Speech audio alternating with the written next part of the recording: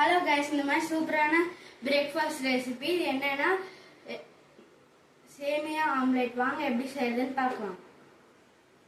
இது தேவையான இன்கிரீடியன்ட்ஸ் என்னன்னா வேக வச்ச சேமியா, அப்புறமேட்டு சாப் பண்ணி வச்ச வெங்காயம், தக்காளி, கேப்சிகம், கேரட் ஆட் பண்ணிக்கலாம்.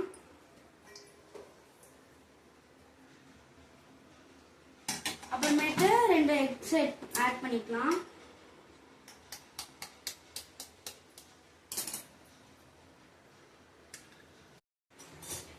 பெப்பர், சால்ட் போட்டு நல்லா கலந்துக்கலாம்.